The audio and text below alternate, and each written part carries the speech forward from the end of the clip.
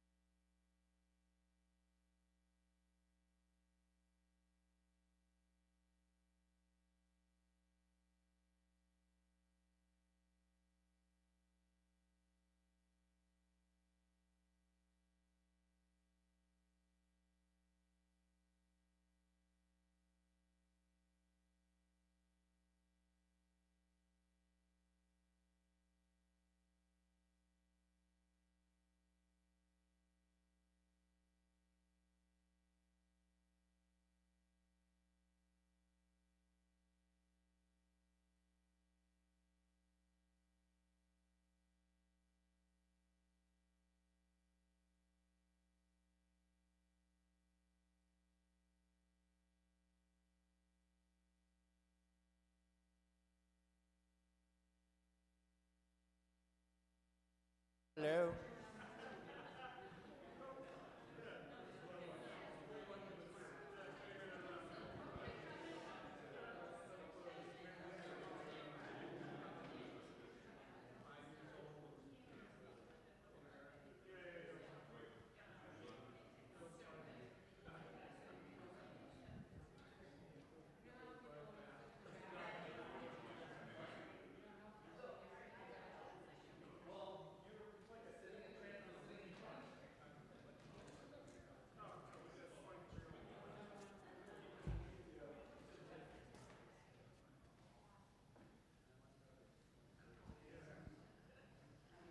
Friends, thanks for your patience with us. The reason why we're doing this in here is so that it can be recorded for those who are not able to be here or were at the 8 o'clock service and couldn't circle back. It can be tough.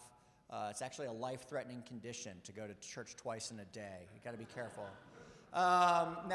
Thank you for being here on this joyful, tragic, beautiful Palm Sunday. Such a gift to see our ministry in such vibrant and beautiful and joyful worship today. So glad we can be here together. It's an honor to be here with Maurice as we begin Holy Week, as we begin this new step in a journey about our continued discernment for our capital campaign. And without further, I'm going to stop talking. I'm going to get out of the way. Maurice, we're so glad you're here. Maurice comes to us from Summit Fundraising as founder and director of that group after having worked with the Episcopal Church Foundation and having fallen in love with the Episcopal Church after time in and among us, and came to our shores by virtue of being part of Nelson Mandela's government in South Africa. On the diplomatic side. So the Episcopal Church welcomes you and with great joy. Maurice, we're so glad you're here. I'm sure I have made absolute hash of that bio, but we're delighted to have you here among us on this most auspicious day. Can you join me in welcoming Maurice, please?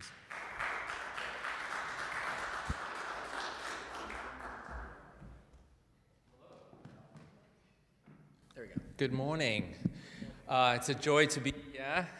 As a cradle Episcopalian, I feel very welcome in the Episcopal Church, so thank you, Matt, for your words. Like many of us, fundraising is a second career for me. The diplomatic corps was the first career, and actually it's quite helpful in the church. So I think of the church as home. I think of my own parish as family. And I worship at Church of the Ascension on 5th Avenue and 10th Street, and we market our columbarium by saying, buy your real estate on 5th Avenue, best deal you're ever going to get. So the church should be a place for building community which takes us through our lives at every stage.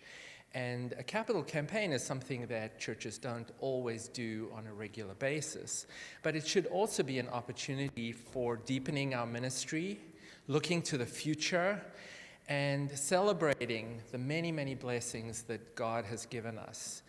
And Henry Nouwen says fundraising is ministry. Jesus talks about money and worldly possessions in on many occasions in the Bible. And so we also need to equip ourselves to talk about our faith and how we fund ministry in the church. So a spiritual foundation is the basis for a capital campaign, and you have begun to walk that journey of looking to the future for some time now. You have a wonderful new rector. You've just celebrated a 300th birthday. Not nobody personally, but the church has celebrated its 300th birthday here at Trinity. And so many things to be thankful for and to look forward to as you continue into a 4th century of ministry. So there have been steps towards considering a proposed capital campaign already. There were some small group meetings where there was some facilitated discussion about what we might raise money for, what are the needs to grow and expand ministry, to make our buildings more accessible, to look at new ways, and this is important, that God is calling us to be church in this place. So I think of fundraising in the church, just like Henry Nouwen, as ministry that is built upon the question, what is God calling us to do with our time, talent, and treasure? So that is the fundamental question that we ask ourselves during stewardship season each year when we fund the annual operating budget with our pledges and gifts, our skills, our time for the following season of ministry in the following year. Now, a capital campaign in big institutions is happening all the time for big capital projects that need funding. In a church, every 5 to 10 years, there are probably things that need to be funded from a capital campaign, because an annual operating budget cannot fund everything, especially capital needs. A new organ, for instance, or new roofs on all the church buildings. Those are really expensive costs that cannot be funded out of the operating budget each year. And that's primarily why we have to think about a capital campaign every 5 to 10 years. So those small group meetings were an opportunity to open the conversation to everyone in the parish. All were invited to attend some of those conversations. There have been other discussions in the property committee, on the vestry, in other forums in the parish over the last couple of years about what our capital needs are. How is God calling us to expand our ministries? How is God calling us to be a more accessible building? How is God calling us to think about our music program and a new organ? The second step in the conversation about ministry and how to fund it is what we have just completed, and that is a feasibility study. So in October and November, we launched a feasibility study here at Trinity where I interviewed a sampling of members, and we sent out an electronic survey and a few hard copy surveys with exactly the same questions to everybody, asking you to participate and share your views with me as your consultant with a level of confidentiality that your views would not be attached to your name, and we would look at the collective responses and help discern the next step. And one of the most important results or outcomes of a feasibility study is a set of recommendations from me as your consultant who comes with an outside perspective, an objective eye, and can offer you some perspectives on next steps, including the decision around what a realistic and achievable goal could be for a capital campaign. So, when we sent out the feasibility study questionnaire, we sent out a case statement. Sorry, you're so tall. You don't need to genuflecting unnecessarily. We sent out a case statement that explained what the projects might look like that we would fund from monies that were pledged and gifted to a capital campaign. Not the final list, but our best thinking around what a capital campaign might look like. And based around those needs that were expressed, we asked a series of questions. So thank you, first of all, if you did participate in the feasibility study, for sharing your point of view.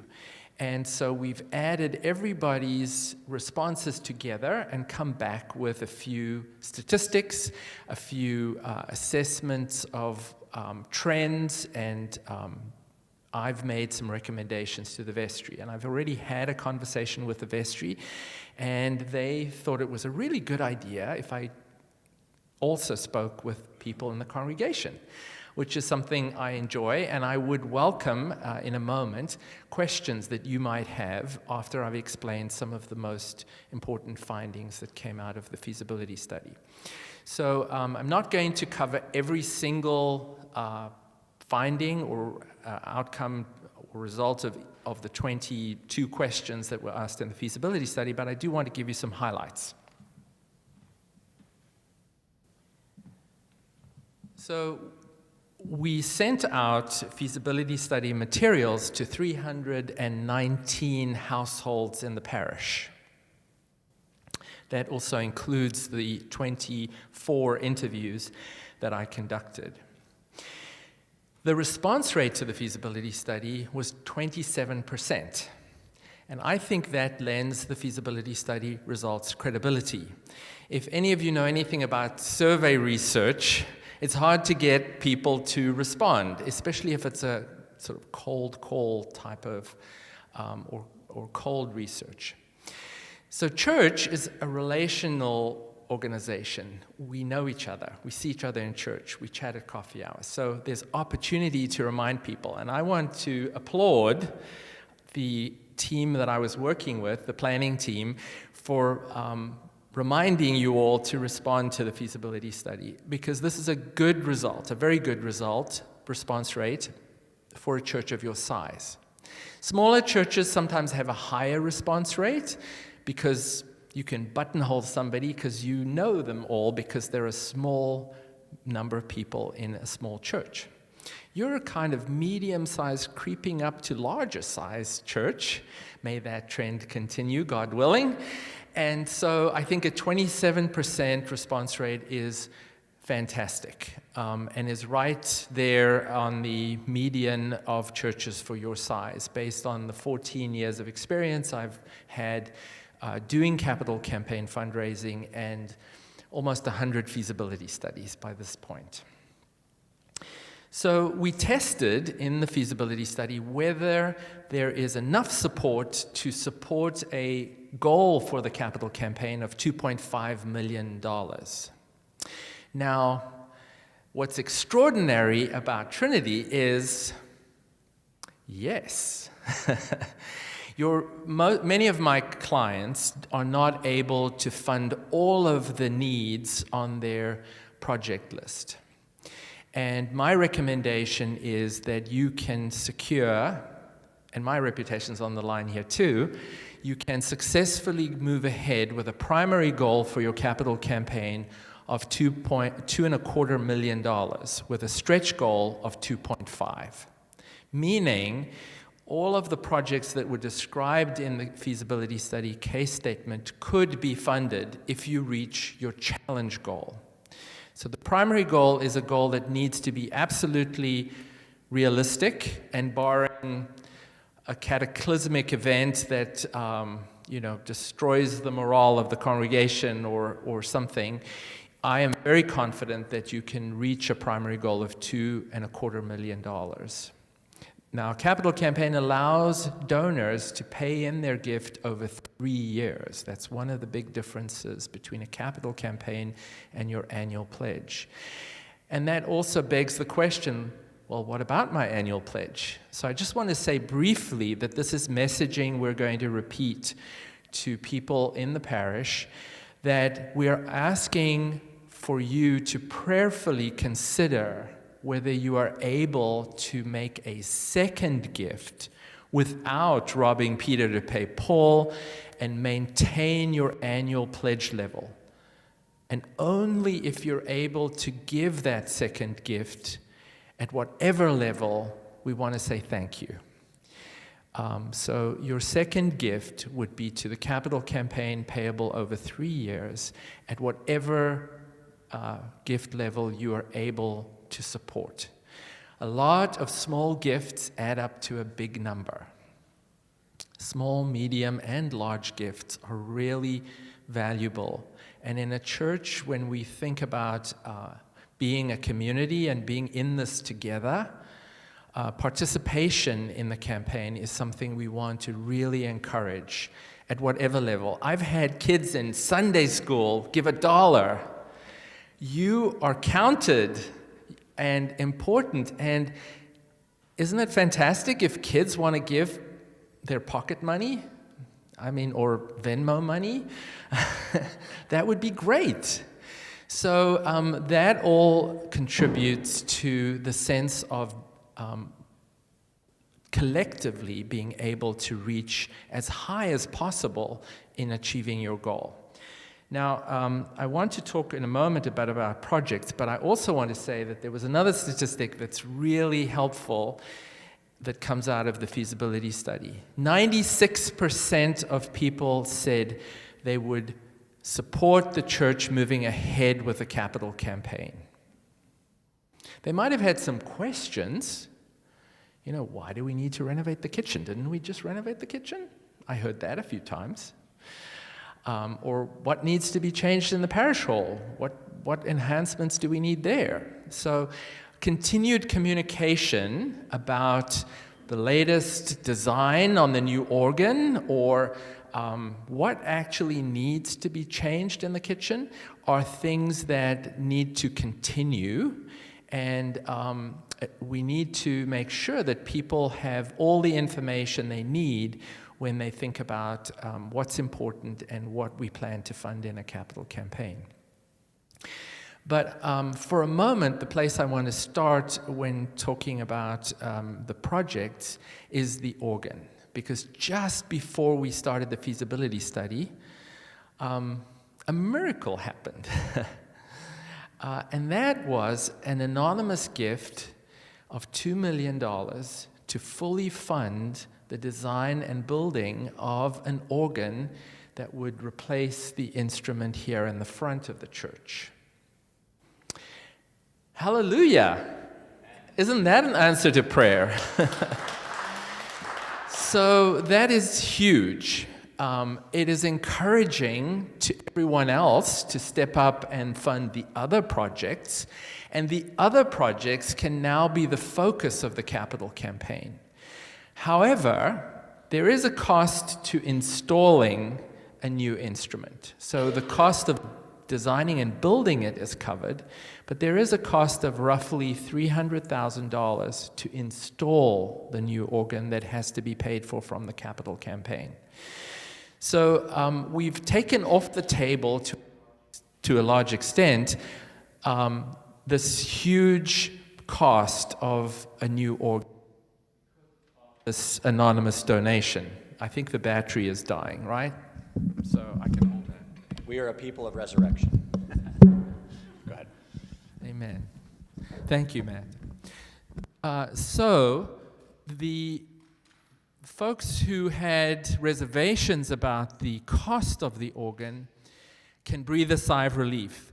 And their funding, your funding, will help now to achieve all of these other projects, which include making buildings more accessible, improving lighting and signage, doing some renovations to the interior of the sanctuary. Because of the new organ, there's an opportunity to refresh the sanctuary.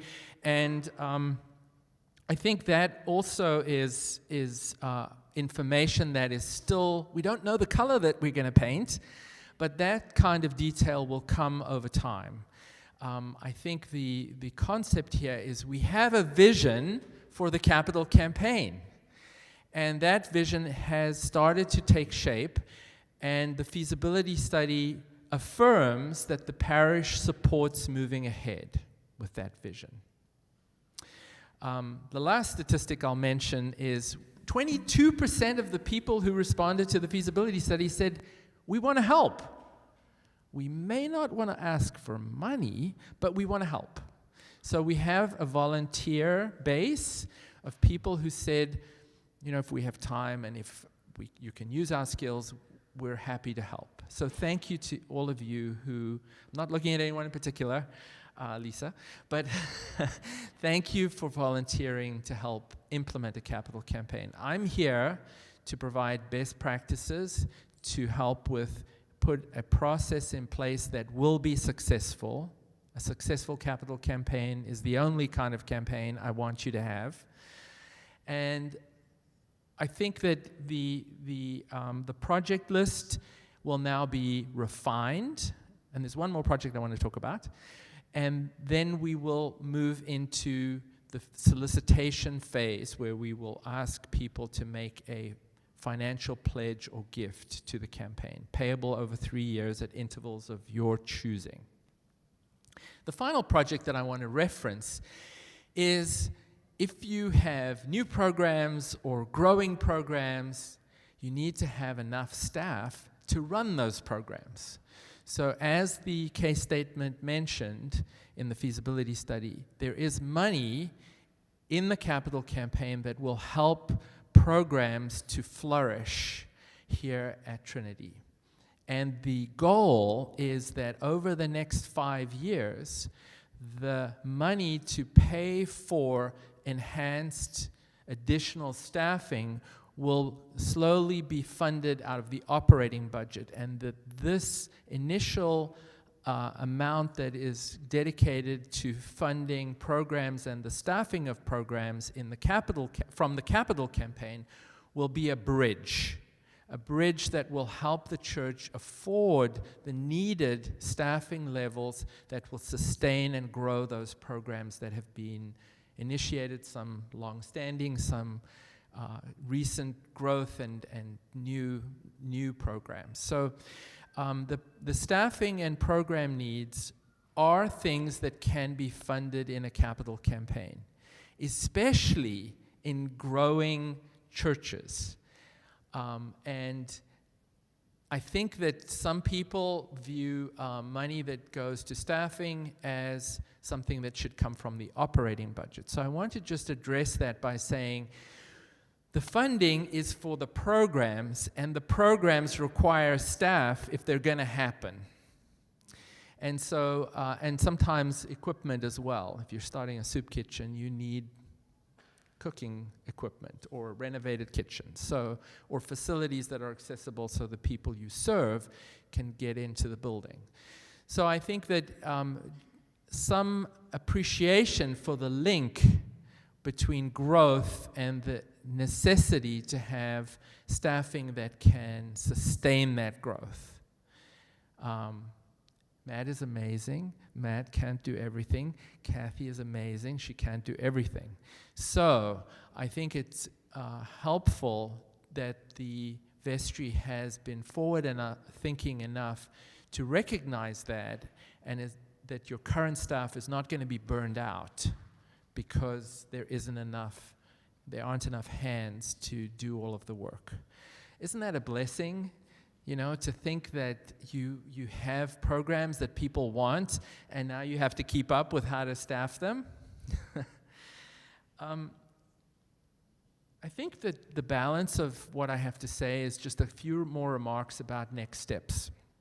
And then I want to take questions. So I'm just going to put this down. So the solicitation phase in the capital campaign only happens after the vestry has reviewed and accepted or modified the results of the feasibility study.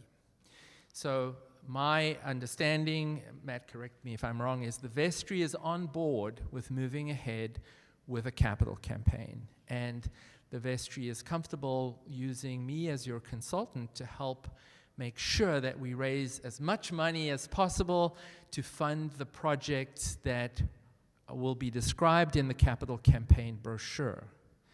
The case statement from the feasibility study is in the process of being updated and revised and transformed into a capital campaign brochure. That will be the chief vehicle or tool to share with the congregation, along with other events and one-on-one meetings, the need, and we will launch the campaign only after we have developed our materials and come up with a plan and a timeline for executing that plan. So over the next several months, we will complete the solicitation of gifts and pledges, probably 4 to 5 months, with a concluding event that will celebrate the success of reaching the goal. And hopefully, shortly thereafter, reaching the stretch goal.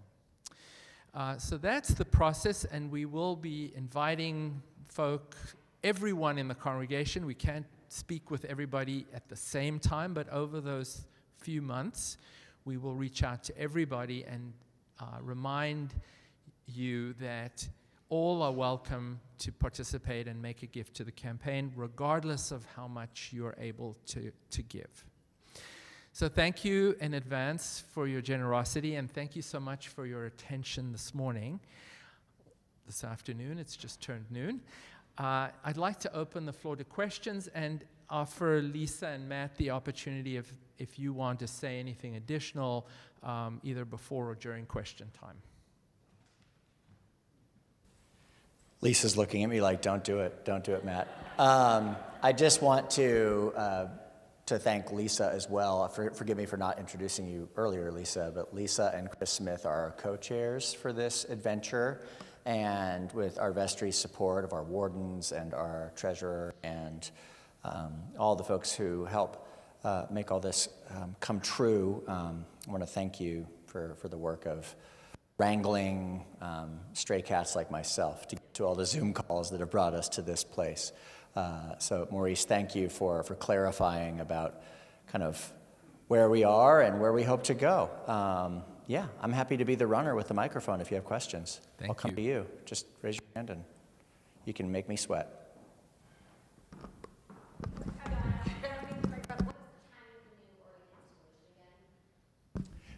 The question was, what is the timing? One of the reasons why I'm using a microphone is for the benefit of the recording. It's fine. So one of what the question was, the timing on the organ installation. I'm happy to speak to that. The organ installation, the physical process of removing the pipes that you cannot see, those are all in those chambers up there, and those will start going away on the week after Easter. Our console is going to a new home at the University of Houston, and so our organ up here, which is our kind of heartbeat of Anglican choral worship with a lot of expressive tone palette, will be going away. And the instrument is already under construction. Kathy has been to see the wizard, Jonathan Ortloff, our organ builder. The tiniest pipes are already done, and they're building that out. So our first task is to clear the chambers and prepare the electrical and the ductwork to make it possible to accommodate a more fulsome instrument. And then what you'll see are the cases, which will come in and be visible in a design that is distinct from the Wilhelm organ, but resonant with our design language. So we're in the process of consulting with folks who are way better at design than myself. Olivia, we haven't tapped you yet, but we're about to, for kind of how we make it look like it's always been here, which is our goal. Part of the challenge will be taking our sacristy and raising the floor of it, moving a door so that you can access all of the holy hardware from the altar area rather than having to go around, because we need wind for more pipes. In the words of the chief from Jaws, we're going to need a bigger boat. So when we built this organ, it initially had everything we needed, pipes forward and aft. But when we built that in the 70s, and a lot of us had things that seemed like a good idea in the 70s, shag carpet, disco, other things. A lot of stuff happened then. We're going to move past that. But we cut into the pipes that fed our main instrument. So we robbed Peter to pay Paul. And when we did that, we voided the warranty on both organs. So that was fun. So instead of being able to twine things together like we thought we could do, the Wilhelm organ said, you can't call it that if you do this. So we had to disconnect them, and therefore this thing has always been underpowered. And the art of music and choral work with an organ is that loud is easy. I mean, I can be loud, but that's not hard. What's really challenging and the real art of instrument design, and why we chose the path we did, is that to be able to provide enough moving air so that everybody feels the resonance of the instrument without necessarily needing to just come in over the top with volume. You're actually moving air softly, but soft and hearable, audible for everybody in the room is really where the art of all this comes together. So it's going to be more powerful, more visible, but all that starts this spring as we start making way. Tentative timeline for completion on the build is spring of 2027. Easter, I'm not sure that our builder would be comfortable with us having any recitals by then. I'm sure he'll still be fiddling with the timing and getting it ready for prime time in fall of 2027. But it's going quick. So anyway, that's a lot about the organ, and we could talk a lot about the organ, but the great news is the instrument's funded. It's like we were just given a Ferrari, now we just need to build a garage to park it. Hope that helps as an image. I love that analogy, and I think one of the reasons that not having recitals is the process of voicing the pipes takes some time as the instrument settles and the space and the way the organ sound resonates in the space, I think, is something that has to be it's a finely tuned instrument, just like a Ferrari. You're sounding like a musician. I'm impressed. I'm not a very good musician, but I have learned so much about the process that I've come to really appreciate how the sausage is made, so to speak. But the instrument is great. I mean, I'll talk about it for one more minute. Our builder, Jonathan Ortloff, was a builder who was a lot like when we heard a few weeks ago in The Calling of David. There are a lot of big names out there in the organ world, and we have had a committee that has been visiting organs, traveling as far as Nashville, Tennessee, to go listen to different instruments built by different builders. Folks have flown in. We have had lots of discernment about who we might work with and how much that might cost. And we ended up going with a design that uses a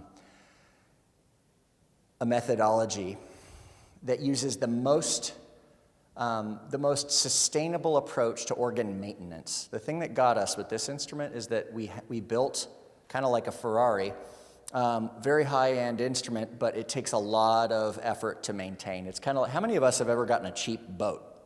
We know that there is no such thing, right?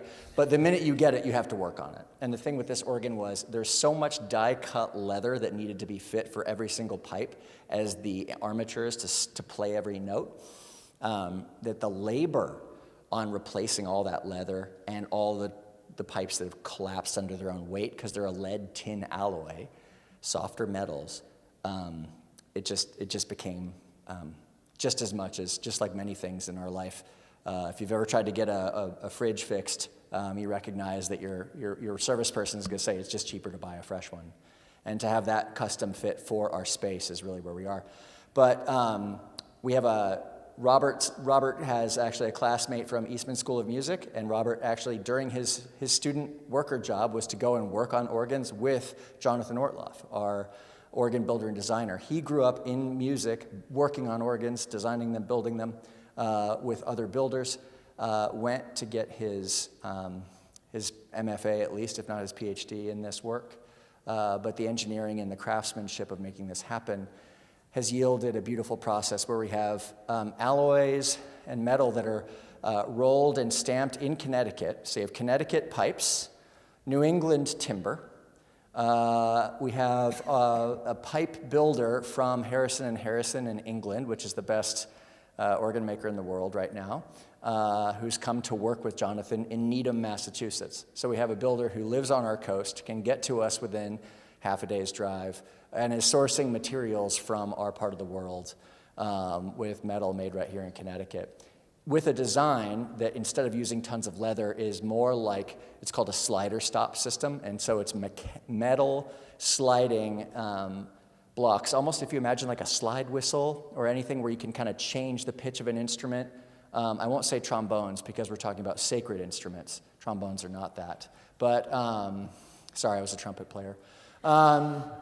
But it's a metal action rather than a bunch of leather. So, again, we're investing in long-term sustainability, ease of maintenance, with beautiful sound, with a builder who was kind of the last person on our list. And Robert was like, oh, right, I thought about this guy.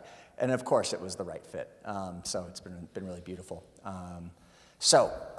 We, again, got to be careful about the organ because that's settled.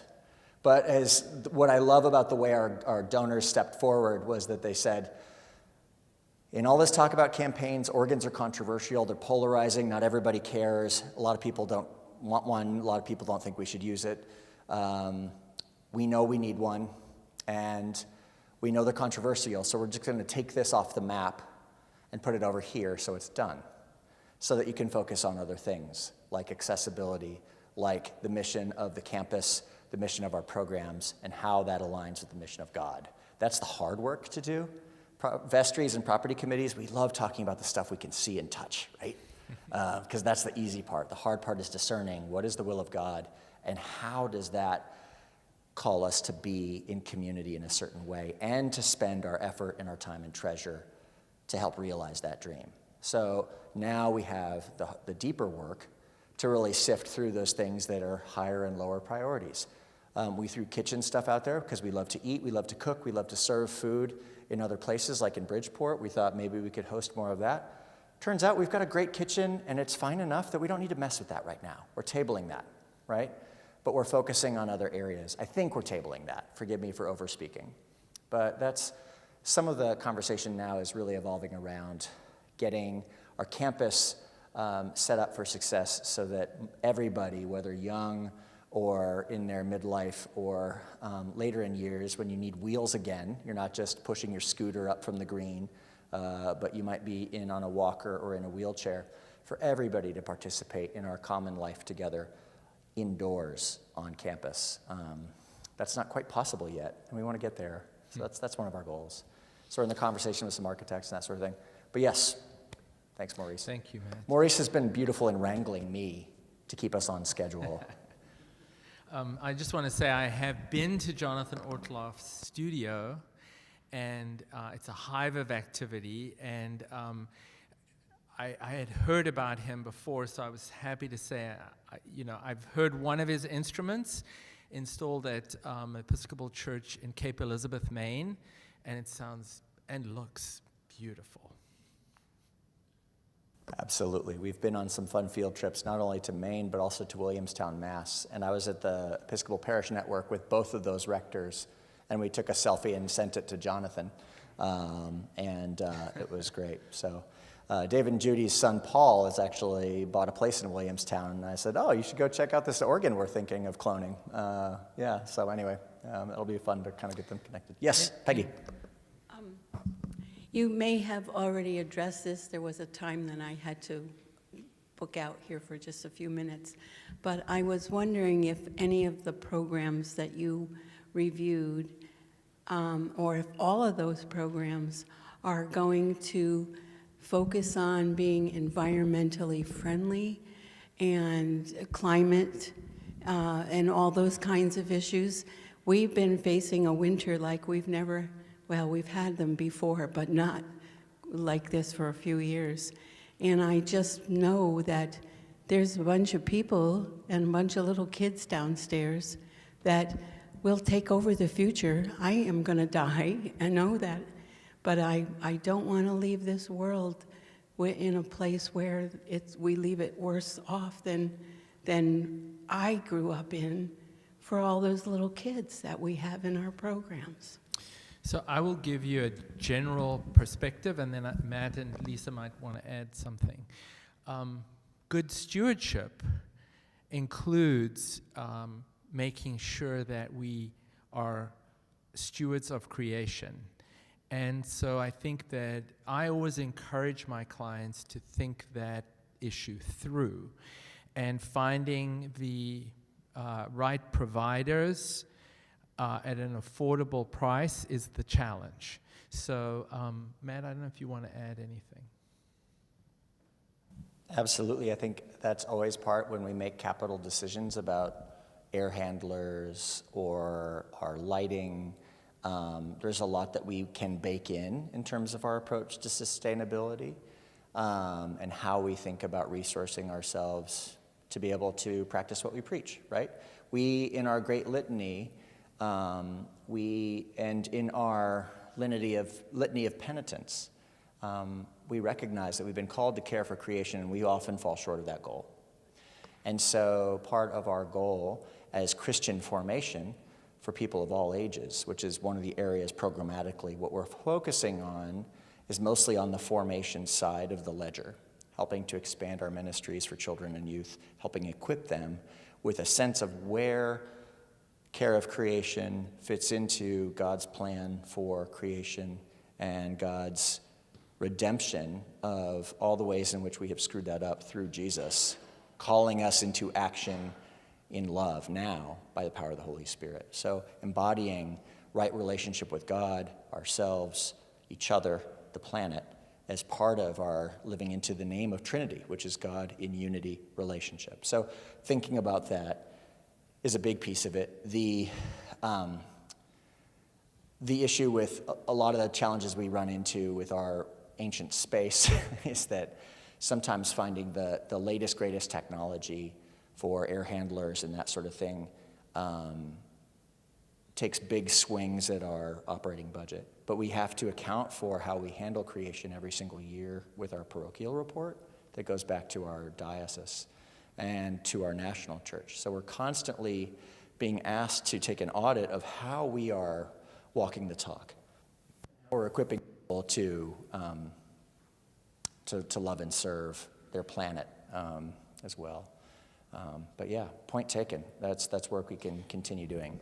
I would just add that at this point, I don't think all of the contractors have been identified for the scope of work that is going to be funded by the capital campaign. So there is still a great opportunity to source contractors and hold contractors to as much of an environmentally sound and small carbon footprint as possible. So the opportunity still exists to take full advantage of being good stewards of creation in the capital campaign projects.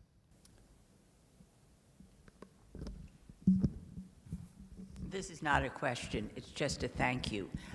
Sort of staying behind the scenes of all of this and watching the work that Maurice has led, people such as Chris and Lisa, their work and their support is incredible. And the team that has been behind this is absolutely exceptional. And thank you.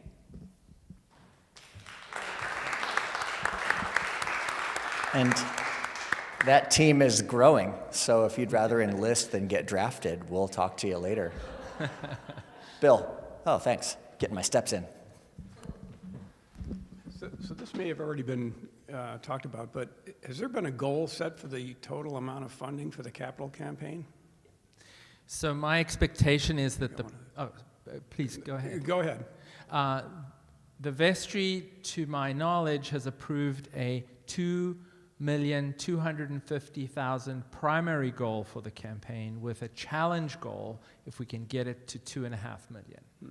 Okay. And for the additional staffing that you talked about, how much of that, what amount of money would that involve? And as far as bridging it over to the operating budget, how soon would that happen? Would it happen in like a year or multiple years?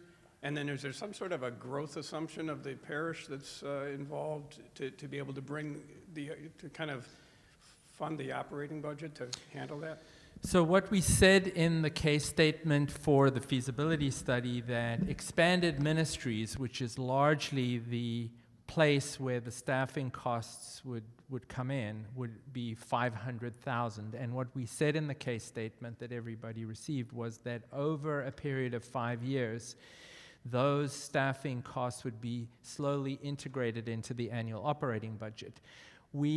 I don't think there is any specific plan around percentage of those increases that would slowly be absorbed into the operating budget. So I think the finer details of how that plan would work have still to be determined, and that is the role of the vestry and the finance committee. I'm here to help you raise that $500,000 that will pay for the additional staff costs over the next 5 years. And it's the vestry and the finance committee's responsibility, in close consultation with the wardens and the rector, to come up with a plan that makes funding of those staffing costs possible through the operating budget after that 5-year period of funding is exhausted.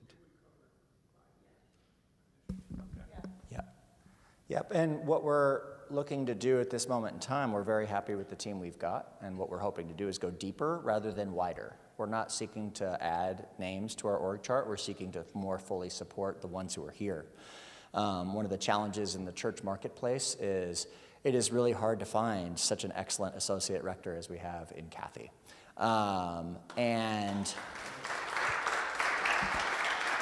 And it may not look like it on Sundays, because Kathy is here most Sundays per month, but Kathy is half-time. Naomi, our children and youth minister, is not even quarter time, or just barely.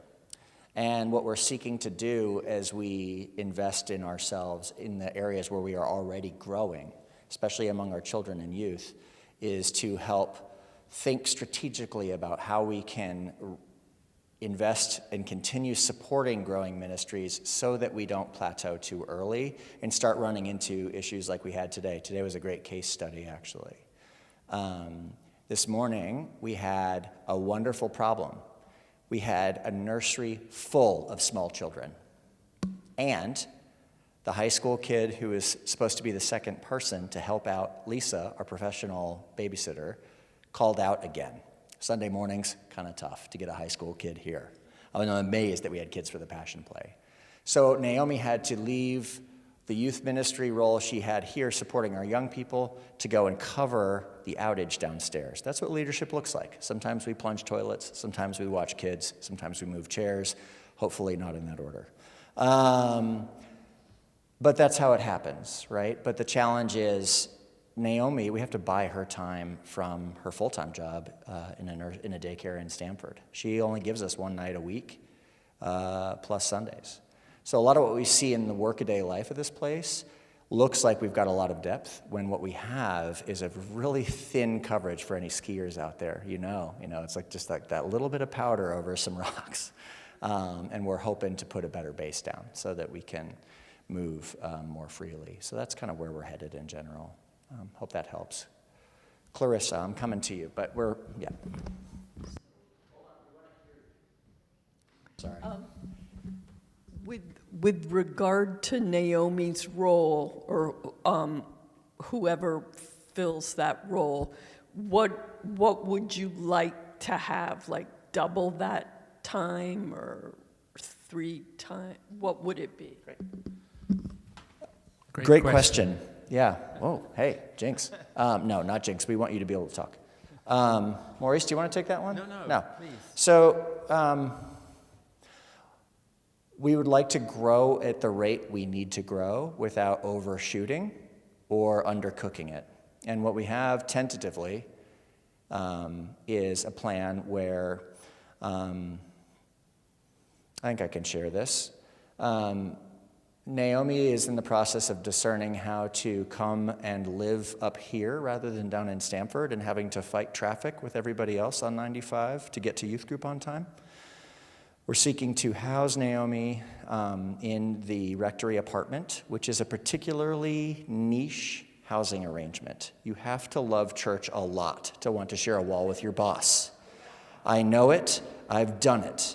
It can be done, but it's tricky.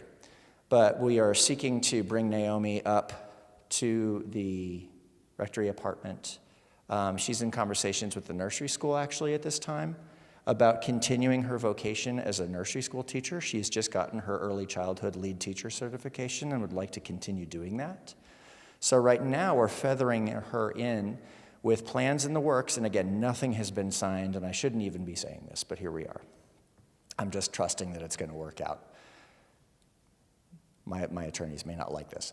But the hope is that Naomi could spend mornings downstairs with the nursery school on their ledger, and then we would amplify our footprint up here, bringing Naomi up, so we'd feather in not just going straight to full-time ministry, because if she did that right now, she'd look like the Maytag repairman, because we don't have the rhythm of life yet built with our young people.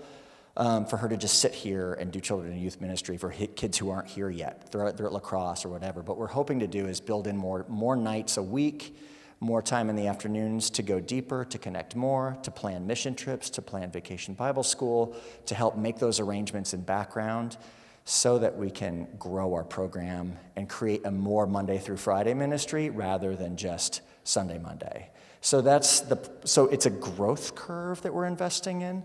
So by the time 5 years comes, our hope is to have a wonderful mission trip up in place again, for that to be part of our rhythm of life, to have Bible studies for our middle and high school students, to be going to soccer games, to be catching people where they are, because they show up for us, we want to show up for them. And showing up is it's hard to do if you're having to come up from Stanford to do it. So we're kind of making that work. But if anybody's got a spare carriage house or any real estate they want to give the church so that we could house Kathy up here so she doesn't have to drive from New Jersey, that would also be amazing. I'm shooting the moon, you know. We're starting small now, but big dream.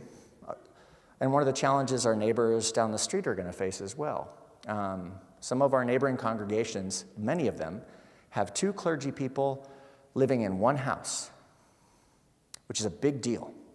And that's increasingly rare. So Greenfield Hill has a married clergy couple living in one house. Our neighbors down the street had 2 clergy folks. Again, kind of a Freudian dream, mom and dad, you know, working behind the altar for 30 years, living in the same house. The succession plan for that is really expensive. My new colleague, Mark, his wife does not have a vocation in ordained ministry. She has another job, and she's very happy with it. So they're going to face the same headwinds of, you know, housing and funding ministry for other clergy.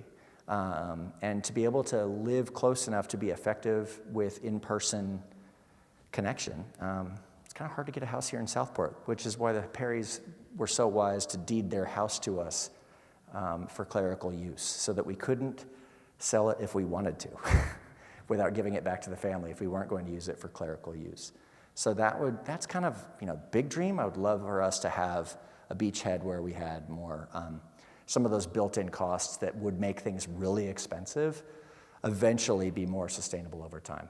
That's beyond the scope of what we're talking about now, but if you want to hear a big vision and big dream, if that gets you more excited, we can talk about that too. Sorry, Well, Maurice. I just wish that more churches had the potential for growing their children and youth ministry.